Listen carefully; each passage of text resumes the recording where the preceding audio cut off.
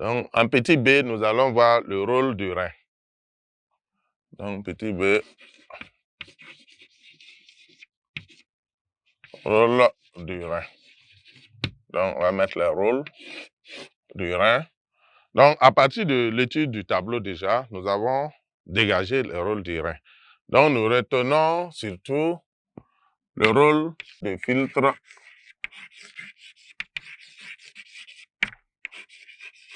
sélectif.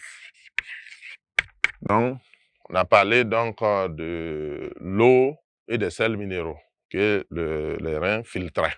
Donc, quand il laisse passer, mais il permet quand même de filtrer aussi certains éléments qui ne doivent pas passer. Ensuite, il y avait le rôle de barrière qui s'apparente un peu au rôle de filtre. Voilà, barrière, surtout par rapport aux substances organiques, le glucose, les protéines et puis les lipides. Donc, les reins vont empêcher ces substances-là de passer dans les urines. Et par exemple, les protéines et le glucose peut passer. Dans certaines conditions, on verra, on a parlé de rôle régulateur à ce niveau, mais quand on voit des protéines, par exemple, dans les urines, c'est très grave. C'est très grave, ça veut dire que les reins ont un sérieux problème. Ça veut dire qu'ils n'arrivent plus à bloquer et ça veut dire qu'il y a forcément une lésion au niveau donc des reins. Et ça, c'est très grave. Et c'est tout ça qui aboutit à l'insuffisance rénale. Donc, ensuite, vous avez le rôle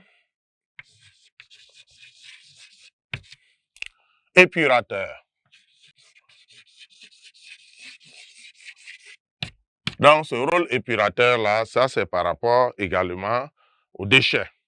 Aux déchets comme l'acide urique, comme l'ammoniac, l'urée, et surtout l'urée notamment, et puis l'acide urique, qui sont des déchets qui doivent être débarrassés du sang. Donc, les reins vont donc les prélever et pour les évacuer par les urines. Donc, ici, les reins vont jouer donc un rôle épurateur, car ça contribue à épurer, à rendre donc propre, si vous voulez, le sang.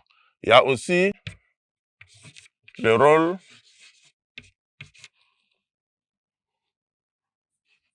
régulateur.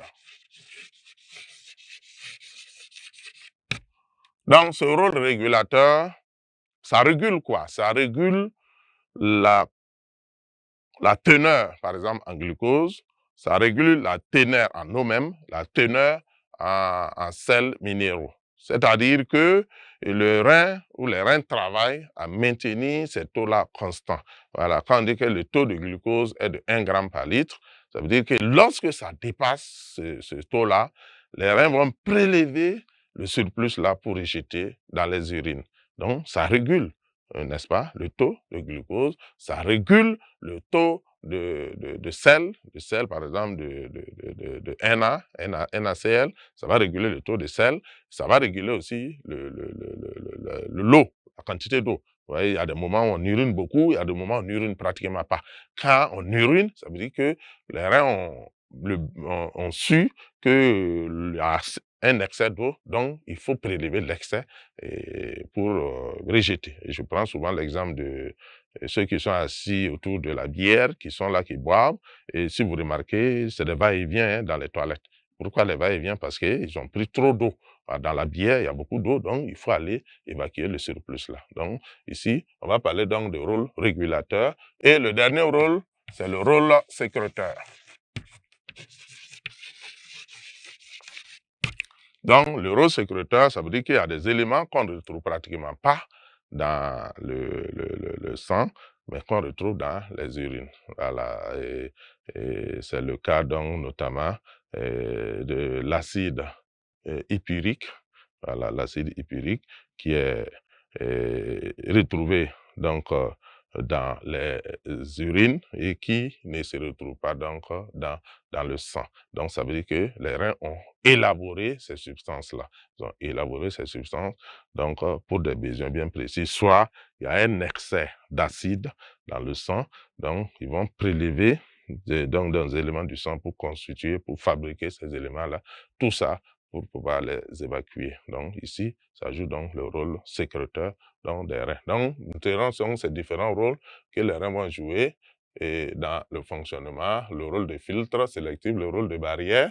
Mais les deux rôles-là s'apparentent un peu, filtre sélectif et barrière-là, puisque dans tous les cas, ça s'oppose au passage de certains éléments.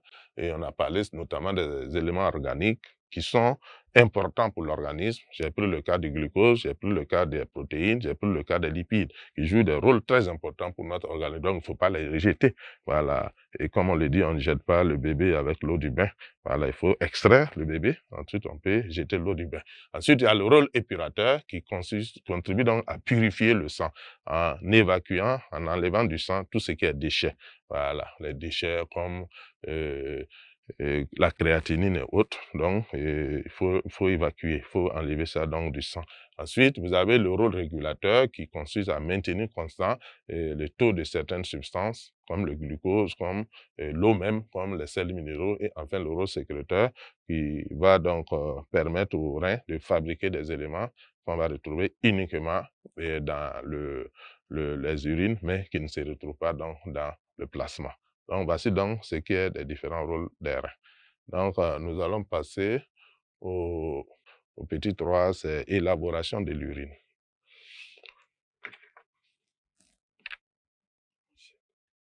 Donc, petit 3.